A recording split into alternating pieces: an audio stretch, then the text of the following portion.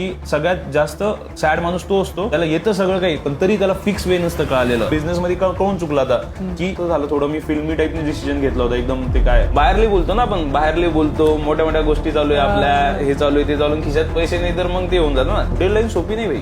जेवढी बाहेरून वाटते ना की हॉटेल लाईन खूप पैसा आहे वगैरे, मला ती लाईन सगळ्यात बकवास वाटते जे उद्योजक वापरतात बिझनेस साठी. रिस्क आहे तो इश्क आहे. त्यामुळे एवढा घोडा लागतो ना पोरांच्या करिअरला. जेन्युअनली मी सांगतो, एका फॉर्म्युल्यात बसवता येईल तसं बसवलं आणि त्याच त्या डीमार्टला डोळ्यासमोर ठेवून सिस्टम बिल्ड केली. मग त्यावेळेस सिस्टमचे फायदे दिसायला लागले. फ्रँचाइज मॉडेलमध्ये प्रोज अँड कॉन्स बी असतात की काही चुकीच्या गोष्टी, काही राईटच्या गोष्टी, काय काय त्याच्यामध्ये असतं खूप साऱ्या. जसे मोठी जी कन्सेप्ट आहे दॅट्स आवर विजन. आपला विजन स्टाफचं विजन मॅच करणं खूप अवघड कन्सेप्ट आहे, पण हे ज्याला जमलं त्यांनी जग जिंकलं. इमोशन पण सेल करता आलं पाहिजे. Exactly. म्हणजे नॉट जस्ट प्रोडक्ट, फक्त इमोशन बी त्याच्यामध्ये ऍड करता आलं पाहिजे. Exactly. तर कोणाची मार्केटिंग अशी सक्सेसफुल वाटते किंवा एखादा स्पेसिफिक कॅम्पेन ज्यानं ट्रिगर केलं ऑडियन्सला आणि त्यानं खूप मोठा इम्पॅक्ट पडला तिच्या ऑडियन्स. माज नाही यायला पाहिजे ना, माज दाखवता यायला पाहिजे, ऍक्सेप्ट करायला पाहिजे, तेव्हा ग्रोथला स्कोप असतो.